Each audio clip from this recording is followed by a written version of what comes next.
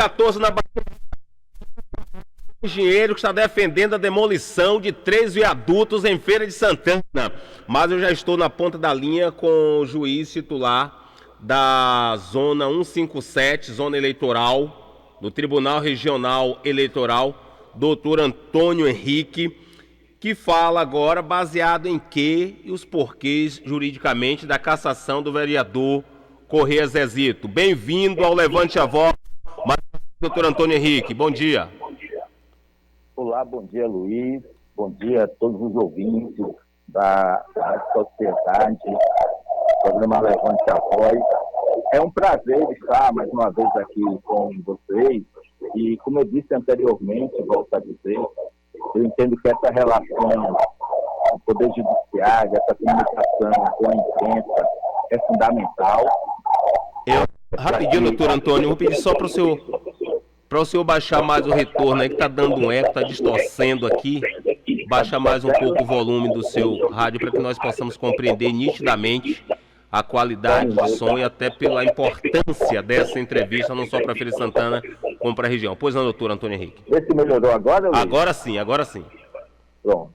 Então, como eu estava falando, eu entendo que essa comunicação do Poder Judiciário com o conjunto social é fundamental e o rádio desenvolve essa função, né, de aproximar, tendo em vista a facilidade do contato, a facilidade da linguagem e o acesso que o rádio tem a todo e qualquer segmento, tá? Então, estou aqui, mais uma vez, com esse prazer, e para prestar os esclarecimentos necessários, de acordo com a necessidade aí de vocês e dos ouvintes. Então, doutor, a gente sabe que tem algumas coisas jurídicas que a gente não pode falar abertamente, mas dentro do que for possível, eu gostaria que o senhor nos esclarecesse sobre a cassação do mandato do vereador Corrêa Zezito. Ótimo. Então, vamos falar, antes de tudo e qualquer coisa, eu quero registrar que eu posso falar do processo apenas e tão somente em relação até esta fase em que o processo se concluiu no primeiro grau de jurisdição, que é no caso do juízo zonal, tá? Aqui pela 57ª zona eleitoral, tá, Luiz? Então, vamos lá, e aqui, Luiz, importante também para os seus ouvintes, para vocês aí, seus ouvintes saberem que, quando vocês entrevistam as partes, vocês estão trazendo a visão parcial de cada um, né? Então, se você entrevista a parte autora, que é quem tem interesse no processo, interesse mais direto, né? Porque a pessoa que ingressou com a ação, nesse caso de impugnação de mandato eletivo, ela está pleiteando desconstituir algum mandato, então, traz os fatos e a justiça que analisa. Então, essa pessoa vai ter uma visão de acordo com os interesses que ela tenha na ação. Quando vocês entrevistam a parte demandada, ou seja, a parte impugnada, qualquer das 20, no caso aqui da ação das 29 pessoas que foram impugnadas, vocês vão ver a versão da outra parte, a outra versão. Então, você tem duas versões, né? Que, em regra, são antagônicas. Alguém quer alguma coisa e a outra diz que a pessoa não tem direito. O autor dizendo que tem direito, os requeridos dizendo que o autor não tem direito.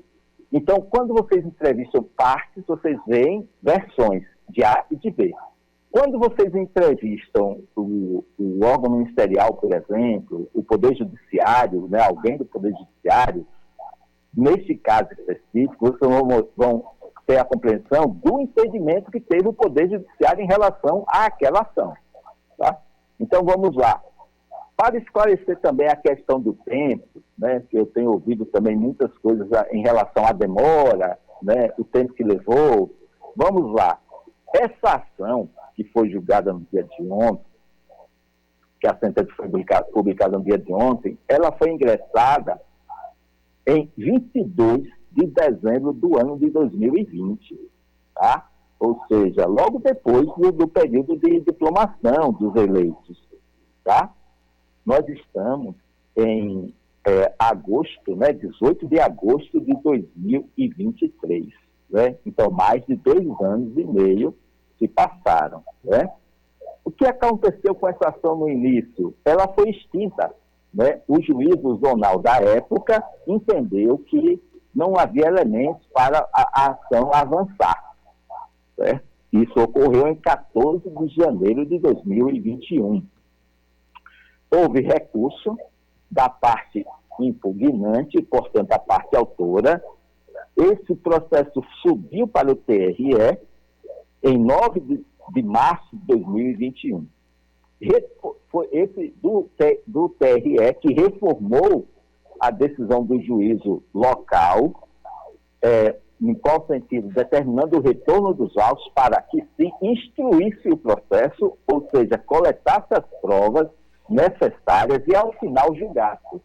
Houve novo recurso lá no TRE e o processo foi parar em Brasília, no TSE, que também manteve a decisão do TRE da Bahia, no sentido de determinar o retorno dos autos ao juízo originário, o juízo zonal, para que instruísse e, de fato, julgasse o processo. Julgasse a controvérsia, dissesse quem tem direito em relação à controvérsia. Pois bem, o processo retornou do TSE, do Tribunal Superior Eleitoral, em 5 de setembro de 2022, do ano passado, julho do ano passado. Tá? E aí voltou para quê? Voltou para atender a determinação de que, já que cassou a sentença que extinguiu o processo, e mandou que instruísse e julgasse. Certo? Aí o processo retorna em julho do ano passado, tem a tramitação até esse momento. Então, para pontuar aqui também a questão do lapso temporal, então a gente percebe aí que o processo passou mais em quase um ano e alguns meses tramitando no segundo grau, né? Tribunal Regional Eleitoral e Tribunal Superior Tribunal Eleitoral. Portanto, retorna em julho do ano passado, tem a tramitação normal, eu assumo a titularidade periódica, né, da zona respectiva à 157ª zona em 31 de janeiro deste ano. E dou andamento ao processo, como já vinha sendo dado anteriormente pela colega anterior, designo a audiência de instrução e julgamento, que foi realizada no dia 20 de julho próximo passado, e, portanto, no dia de ontem foi prolatada e publicada a sentença dentro do que determina a legislação, que prevê que o juiz, depois de instruído o processo, tem 10 dias para prolatar a sentença, que foi o que ocorreu. Entendo, doutor Antônio Henrique. Agora o pessoal pergunta até por que outros partidos que estão na mesma situação, ou pelo menos a mesma denúncia, não foram julgados ainda, por que só especificamente o Patriotas? Mas aí é que está, Luiz, não é só especificamente o Patriotas. E a gente só pode falar aqui dos processos que finalizaram aqui no primeiro grau. Entendo. Porque, por exemplo, esse processo que a sentença foi publicada ontem, a parte requerida que se entende prejudicada, ela vai poder manejar os recursos previstos na lei aí para tentar reformar a decisão. Né? O processo havendo recurso, deve subir para o TRE vai analisar, vai dar uma decisão que, se for que não se sabe se mantendo ou reformando a decisão do juízo zonal, se mantiver a parte que se entenda prejudicada, ainda pode ir para o TSE novamente, entendeu? Para o TSE, que é a última instância aí da Justiça Eleitoral, decidir se reforma a decisão ou se mantém a decisão proferida em sede de sentença né, de mérito no dia de ontem. O que é que ocorre? Nós temos, quando eu cheguei na unidade em janeiro deste ano, nós temos em torno de, salvo engano, 8 ou 10 processos envolvendo a controvérsia da cota de gênero. Tá? Nós já conseguimos instruir 3 desses processos, né? 2 deles já foram sentenciados e foram julgados improcedentes, né? Que cada processo depende dos elementos probatórios que sejam trazidos, né?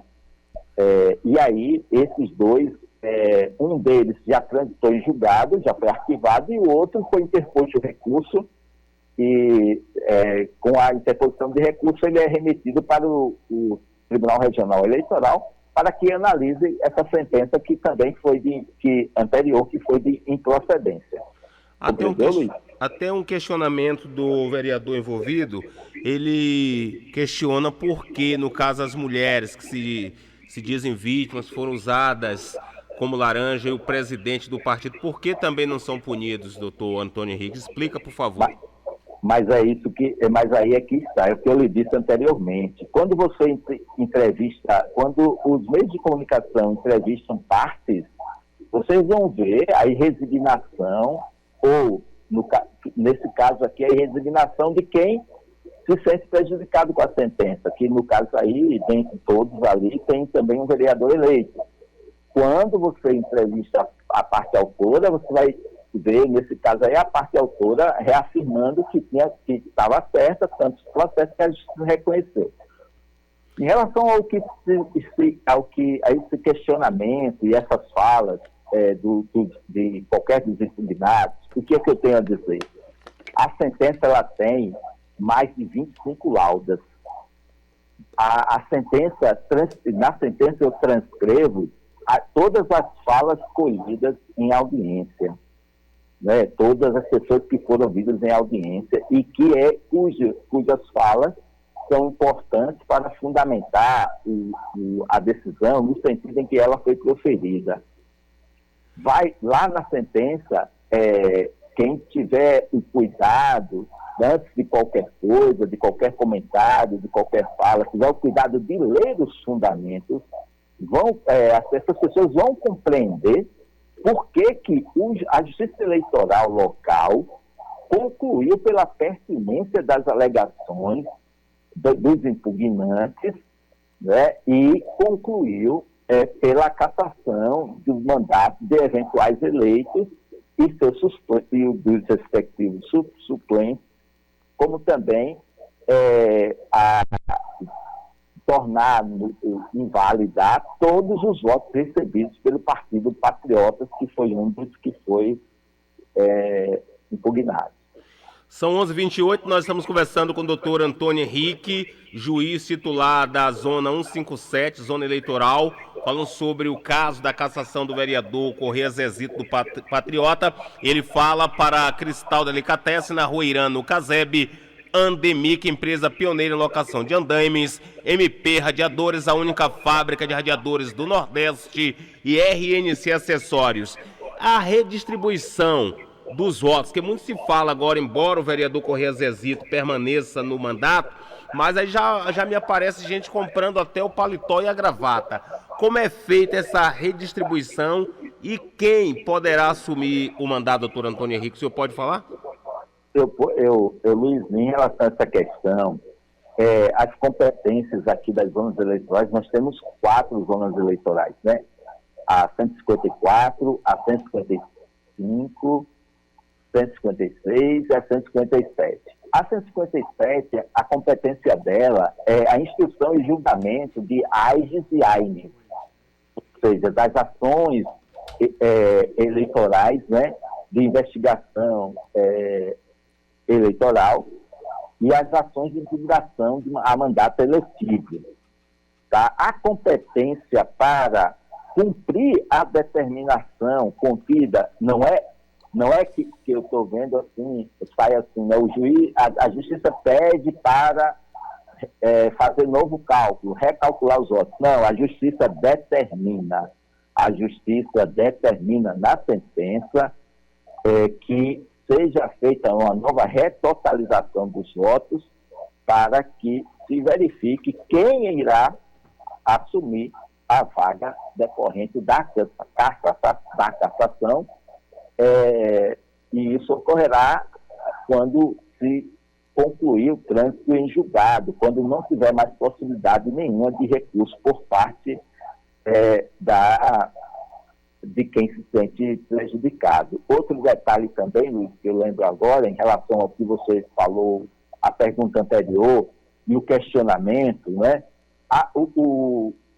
Na sentença, a conclusão foi de que essas duas pessoas que são irmãs acabaram sendo vítimas de um engendramento, né, irregular, e consta da sentença que até mesmo com áreas de atos criminosos, né, tendo seus nomes, e eu estou falando isso apenas então somente porque isso está publicizado já na sentença. Se eu não tivesse julgado esse processo, eu não poderia estar falando com você sobre o processo. E aí o que é que fala? No julgado, a gente conclui que essas duas irmãs foram vítimas de um engendramento, pelo que foi coletado, pelas provas que foram trazidas aos autos, tá? E que nessa condição de vítimas, sequer elas poderiam sofrer sanções outras a exemplo de pessoas que 3 candidatos em relação aos quais foi declarada a inelegibilidade pelo período de 8 anos. Tá? Por quê? Porque a conclusão foi de que elas não compactuaram, pelo contrário, até porque restou provado que elas adotaram as providências, né, necessárias para tentar demonstrar que nunca não buscaram registrar suas candidaturas, não se filiaram a partido político, e que somaram por surpresa quando souberam, através de amigos, que seus nomes apareceram como candidatas. Entendeu? Imagina a situação. Então, isso aí foi determinado também na sentença, um dos últimos tópicos da sentença, é determinada a remessa de cópia integral dos autos à Polícia Federal, que é quem compete investigar crimes de natureza eleitoral, principalmente nos pleitos eleitorais, bem assim ao Ministério Público Eleitoral, para que adotem as providências cabíveis para verificar se de fato ocorreu ou não a prática de ilícitos criminais eleitorais e que seja punido, no caso de se concluir por culpados, as pessoas eventualmente culpadas. Ô, doutor, para a gente finalizar, doutor Antônio Henrique, nesse momento é um assunto que mexe com o interesse de muita gente, é um assunto de repercussão nacional, até porque a gente já começa a se aproximar do ano eleitoral. O senhor teve algum entreveiro nos últimos dias com o vereador Corrêa Zezito? Não. O vereador eu nem conhecia, né? Eu tive contato com o vereador apenas no dia 20 de julho, que foi quando nós realizamos a audiência de instrução e julgamento. Nós realizamos a audiência que começou às 13h30 e se estendeu até mais das 19 horas. E nessa tarde, tal qual as demais pessoas cujas oitivas foram transcritas na sentença, ele também foi ouvido aqui na mesma condição dos demais, com todos os seus direitos garantidos, sem nenhum problema. Não há, até porque se tivesse havido qualquer coisa nesse sentido de desentendimento, eu não poderia nem julgar o processo, né? Deveria afastar. Então, não tem, nem conhecia o primeiro contato que tive com o vereador foi dessa aí, não tinha nenhum contato, não sabia de quem se tratava. Agora aqui, Luiz, é importante também que se fale que o Poder Judiciário não vê nomes, e eu falo pelo Poder Judiciário como um todo, e mais especificamente em relação a este magistrado que ele fala. Eu não vejo nome, cor, riqueza, patrimônio. Eu vejo direitos, senhores. Eu analiso provas que me são apresentadas e faço as conclusões e busco fundamentar essas conclusões onde de direito, que é no documento que judicialmente é chamado de sentença, através do qual você dirime, o Poder Judiciário dirime conflitos e publiciza para o conjunto social o porquê que a decisão foi daquele jeito. Doutor Antônio Henrique, o nosso muito obrigado, excelente final de semana, a gente conhece de perto o seu trabalho e desejamos sucesso. Tudo de bom, uma boa tarde a todos, sempre à disposição, senhor. Ok, 11 horas e 35 minutos, 11h35.